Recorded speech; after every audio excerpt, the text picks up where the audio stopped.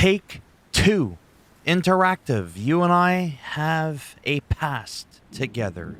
You struck my channel when I did nothing wrong. Now, people are losing their entire channels. Some people are just getting a takedown notification. Some people are getting just a one copyright strike. It's not worth it trying to get a measly couple of thousand views on your video. This guy, 8BE, not too sure who he is. I think I might have seen him once before. He got a copyright strike for showing the leak footage of GTA 6 that's been going around. Now, I'm not sharing anything. Disclaimer here. Take Two, take it easy. Do not let me do what I did the last time, which was force you to provide court documentations that I did something wrong in which you failed to do so, and then the strike was removed from my channel. Never mind having to wait 3 months. So, what do you expect, right? Now, there's some stuff here. We're not going to get into it. If you want to find it, it's out there, but I'm not going to contribute to it because it's not worth me losing the money I make every month over this shit. In a rather unfortunate turn for today's massive Grand Theft Auto 6 leak, it seems the leaker has more than just the gameplay footage. But he has the source code for both GTA 5 and GTA 6.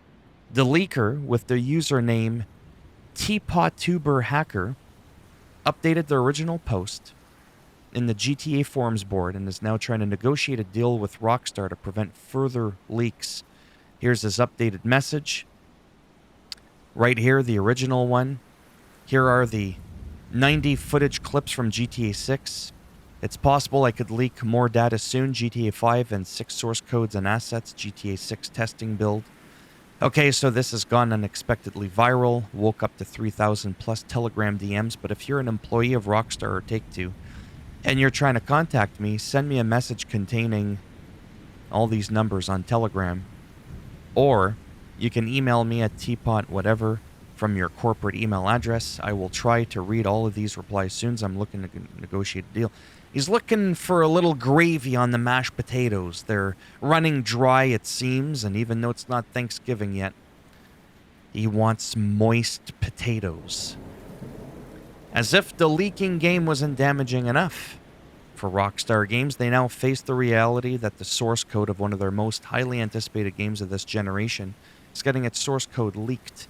With what's happening, don't be surprised to see local and federal authorities involved. Yeah, because it's a type of ransom. This is totally illegal. Mind you, this could potentially also delay the release of GTA 6 as well. Think about the repercussions. That's huge. We're hoping that this isn't the case. We've reached out to Rockstar to get a statement about this, and we'll update the post when we get a response. By the way, the leaks are real. It's been confirmed, so there's none of this, oh, I wonder if it's legit. No, I can tell you. And I'm not going to prove it because I don't want to link anything that pertains to the fucking leak. This whole video is about the leaker and, you know, him trying to strike a deal. Now let's talk about the source code a little bit because I'm not going to lie. So you have the source code. I know what that means. I do, but not fully. It's like, so he's got the source code. Whoopie fucking shit. Here's why it's a big deal in case you didn't know. A quick Google search helped me with something that had to do with... did this have to do with Electronic Arts? I believe so. Yeah, for EA games, right here, for hacks for EA games. Anyone with access to stolen source codes can potentially copy or create hacks for, well, in this case it was EA's games, in this case Rockstar Games.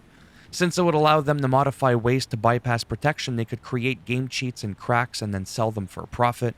They could also identify exploitable vulnerabilities in the code and then sell it on the dark web to cyber criminals, hacktivists, rogue nations, and other malicious threat actors. In fact, the hackers did threaten to auction the code on the dark web rather than demanding a ransom, not to publish it. That was with the EA thing, but it's just to kind of go into the little history of why that's such a big deal and the impact of a stolen source code. For any company where its source code is a prized digital asset. Losing it to a hacker results in the loss of crucial intellectual property. Hackers can also use it to launch attacks in other ways. For example, they can tap into the game's core functions to build tools to let them impersonate the game's company staff. Then they can send phishing emails to gamers to access and exploit their accounts or credentials, or to sell them on the dark web. They can even distribute alternate versions of malware-infected games to gamers. This not only affects the gamers, but it also impacts the company's reputation and financial health. And far beyond the games themselves, live services like updates, subscriptions, and in-game purchases are also lucrative sources of revenue for these companies, and such services are also vulnerable to hackers who can engineer attacks by analyzing a game's source code. In 2020, the video game industry generated more revenue than the North American sports industry and the global movie industry combined. EA said, well, again, this is EA, but okay, assuming the story's roughly the same, EA said that they didn't expect this attack to have a huge impact on their business, and yet there's a lot of equity at stake in the gaming industry, so game creators like EA cannot afford incidents involving stolen source code.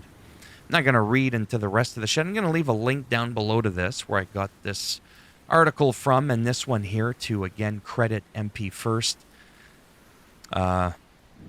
There's other stuff out there that you can see, but in this video, there is nothing incriminating, okay? There's nothing. We're not getting into that. So I'm telling you, Take-Two, don't fuck around with me. Or I'm going to do what I did the last time, and then I'm going to counter-sue for fucking defamation of my character by trying to instigate that I am doing some shit that I shouldn't be doing, when that's not the case. And that's essentially the whole video. My channel, even though it may not look like it, has to do with gaming. Yeah, I know, eh? And gaming news. Trying to get more into the gaming news, not so much into the gameplay shit, because, quite frankly, the gameplay is not doing that good. Gameplay news tends to do a little bit better, plus I'm able to better focus because I don't have to actually play a game and talk at the same time. I could just look at a still picture. Watch me get a copyright strike for this fucking thing. I don't even think that's the real cover, to be honest. I think that was just randomly made up. So yeah, there you have it. That's the news for GTA 6. So if you liked the video, go ahead, give it a thumbs up. It does greatly help support the channel with the algorithm in making me just a little bit more relevant in the search results when people are looking shit up. And if you didn't like the video, that's okay. That's okay. Go ahead, give it a thumbs down. I'll bend it in half. I'll twist it, and I'll break it off in your eyes. And if you want to subscribe to the channel after all those wonderful things I said could happen to you, that would be great. But if not, thanks for stopping by anyways. Take care. Maybe I'll see some of you in the next video. Take-Two, I'm watching you.